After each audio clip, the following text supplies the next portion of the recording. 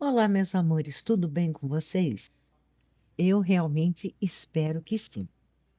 E hoje o assunto é filosofia. Para ser mais exata, as filósofas. Por quê? Quando nós pensamos em filosofia, quase que automaticamente nos vem à cabeça nomes masculinos, como Platão, Aristóteles, Sócrates, Descartes, Kant, Nietzsche, entre outros. Essa associação não é natural, ela é construída. Durante séculos, a história da filosofia foi escrita e selecionada e transmitida por homens em instituições que excluíam sistematicamente as mulheres do acesso à educação formal, às academias e à publicação de ideias. Mas isso não significa que as mulheres não pensaram filosoficamente. Significa apenas que suas ideias foram silenciadas, desvalorizadas ou apagadas. É isso que nós vamos falar logo depois da vinheta.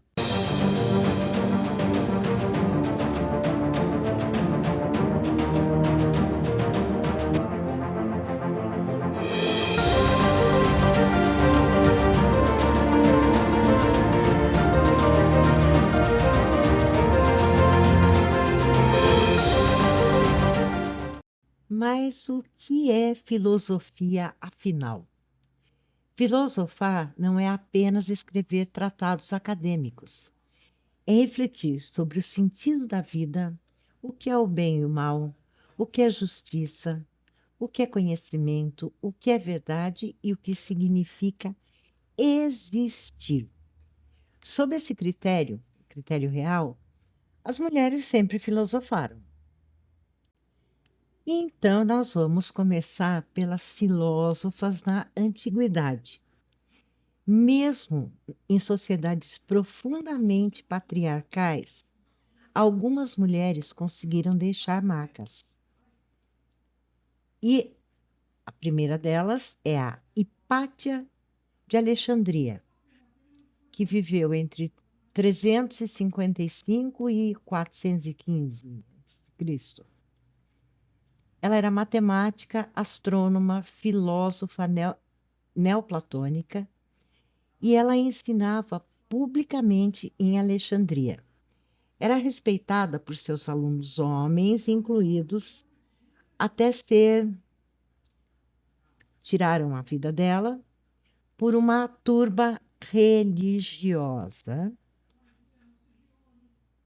E o seu falecimento simboliza o choque entre pensamento crítico e a intolerância dogmática, coisa que a gente anda vendo muito hoje em dia, né? Hipátia não foi apenas uma vítima histórica, ela foi uma intelectual de altíssimo nível, cuja existência desmente a ideia de que as mulheres não produziam pensamento abstrato. Outras vozes antigas são a Aspásia de Mileto, que era companheira de Péricles e teria influenciado o debate políticos e retóricos em Atenas. A outra é a Diotima, citada por Platão, e apresenta uma das teorias mais sofisticadas sobre o amor. Embora muitos historiadores tenham tentado negar sua existência real.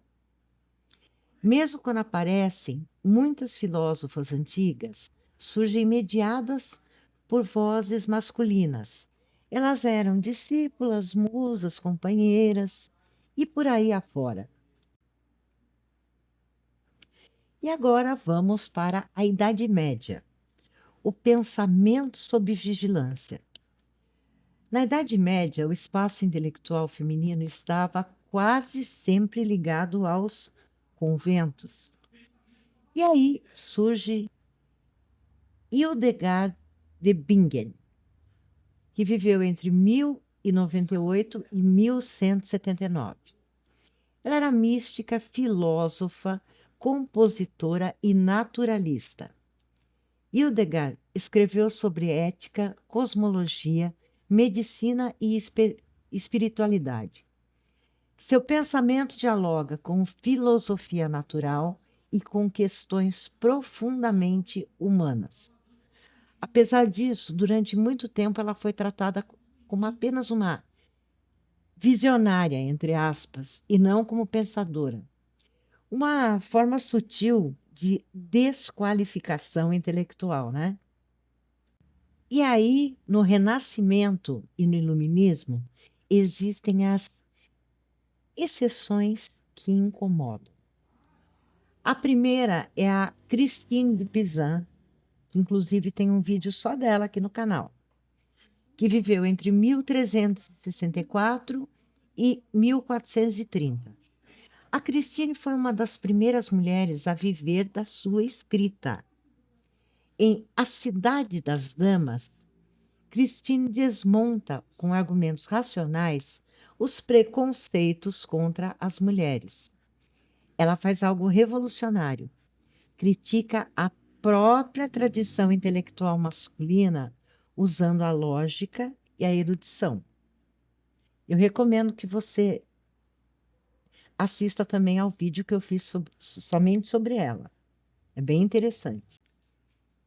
Outra seria a Émile de Châtelet, que viveu entre 1706 e 1749.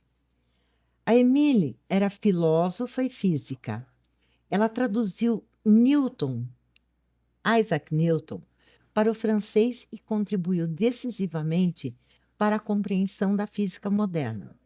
Durante muito tempo, foi reduzida à condição de amante de Voltaire, entre aspas, apesar de Voltaire reconhecer sua genialidade. No século XIX e XX é quando a exclusão vira sistema.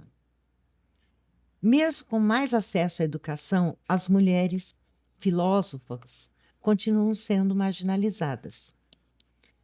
Hannah Arendt viveu entre 1906 e 1975, pensou temas fundamentais como totalitarismo, banalidade do mal, política e responsabilidade individual. Ainda assim, por muito tempo ela foi lida como uma cientista política, não como filósofa. Uma tentativa de deslocá-la do cânone, certo? Outra foi a Simone de Beauvoir, que viveu entre 1908 e 1986. A Simone foi autora de O Segundo Sexo, obra filosófica monumental. Mas durante décadas ela foi tratada como a discípula de Jean-Paul Sartre, quando na verdade dialogava de igual para igual com ele. Por que as filósofas foram apagadas? O apagamento não foi acidental. Ele aconteceu por vários mecanismos, como a exclusão das mulheres das universidades, proibição de publicação em nome próprio, daí vêm os pseudônimos masculinos, atribuição de suas ideias a homens, redução de suas obras à literatura, mística ou opinião, construção de um cânone fechado que se retroalimenta. A filosofia, ironicamente, falhou em refletir sobre a sua própria exclusão. E por que é tão importante resgatar as filósofas? Porque sem elas, a história do pensamento fica incompleta. Certas perguntas nunca são feitas. Certos temas, como corpo, cuidado, ética do cotidiano, experiência vivida, ficam marginalizados. Resgatar filósofas não é corrigir politicamente a filosofia, é corrigir historicamente mesmo. E para concluir, meus amores, as mulheres nunca estiveram fora da filosofia. Elas foram retiradas. É o famoso apagamento histórico. E cada nome resgatado, seja Hipátia, Christine de Pizan, Hannah Arendt, tantas outras, porque eu só falei de algumas. São muitas, muitas. Não é um favor nem uma concessão. É um ato de justiça intelectual mesmo. E aí, o que você pensa disso? Principalmente qual é a opinião das meninas? Deixa nos comentários. Eu agradeço mais uma vez a sua companhia em mais esse vídeo aqui do canal. E eu espero sinceramente que vocês fiquem bem e até o nosso próximo vídeo.